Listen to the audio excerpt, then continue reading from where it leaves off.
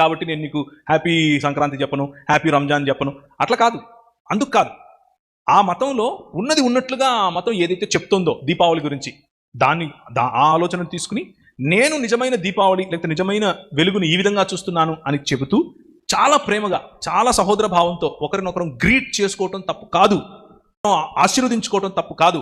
మీ ఇంట్లో పండుగ జరుగుతోంది, మీ ఇంట్లో సంతోషంగా ఉంది, భలే ఉంది చూడటానికి అని సంతోషించడం తప్పు కాదు. అయితే ఇంకొక చిన్న ఉదాహరణ చెప్తాను, ఇది బహుశా మీకు కనెక్ట్ అవ్వచ్చు, ఇది ప్రాక్టికల్ కాబట్టి. మా ఇంటికి ప్రతి గణేష్ చతుర్థికి కూడా పిల్లలు వస్తారు. పెద్దోళ్ళు ఎలాగూ రారు, ఈడు తేడాగాడని రారు. పిల్లలు వస్తారు, అంకుల్ అని. ఒరే నా వయసు ఎందుకు గుర్తు చేస్తారు అనుకుంటా మనసులో. అంకుల్ డబ్బులు అంకుల్ అన్నా సరే రిసీట్ పట్టుకుని నేను అడుగుతాను, ఇక్కడ రారా కూర్చోబెట్టి వాళ్ళకి చాక్లెట్లు ఇచ్చి నీళ్ళు ఇచ్చి ఏం చేస్తావు ఇంతకు చెప్పు అని అడుగుతాను. ఏం గణేషుని తెచ్చినాను అంకుల్, ఇంత పెద్దది తెచ్చిన అంత ఏమో చెప్తారు. చెప్తే నేనేం చేస్తానంటే అదంతా సరే కానీ ఏం చేస్తావు ఆ రోజు, నేను నీకు డబ్బులు ఇస్తా, దాంతో ఏం చేస్తావు అని అడుగుతా. అంటే భోజనాలు పెడతాను అంకుల్ అన్నాడు. సరే ఇదిగో ఇది ఇస్తున్నా, ఇది భోజనాలకే వాడు.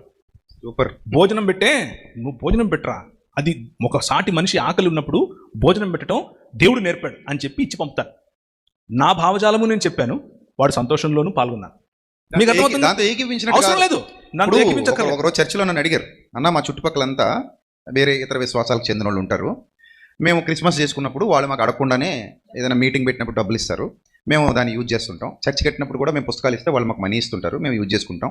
వాళ్ళు వినాయక చవితి చేస్తామని చెప్పి మా దగ్గరికి వస్తారు, అప్పుడు మమ్మల్ని చందా అడుగుతారు, మేము ఇవ్వాలా వద్దా అని అడిగారు. అప్పుడు నేను ఏమన్నానంటే, మీరు తెచ్చుకున్నారు వాళ్ళ దగ్గర నుంచి, మీరు తెచ్చుకున్నారు అంటే చర్చి కట్టడానికి తెచ్చుకున్నారు, పండగలప్పుడు తెచ్చుకున్నారు, కవర్లు ఇచ్చి మరీ తెచ్చుకున్నారు. మరి అలాంటప్పుడు మీరు తెచ్చుకున్నప్పుడు ఈ ఊరికి ఆ ఊరు ఎంత దూరం, ఆ ఊరికి ఈ ఊరు ఎంత దూరం, మీరు కూడా ఇవ్వాల్సిన వాళ్ళే ఉంటారు. వాళ్ళు ఏ విధంగా వాడతారనేది మీకు అనవసరం, మీరు ఏ విధంగా వాడతారని వాళ్ళకి అనవసరం, ఇచ్చారు.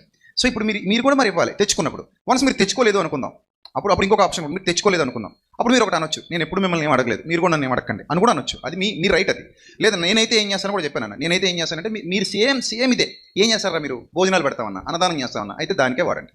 సేమ్ ఇదే విషయం చెప్పాను నేను, దానికే వాడండి, హ్యాపీగా వాడుకోండి, యూజ్ చేసుకోండి.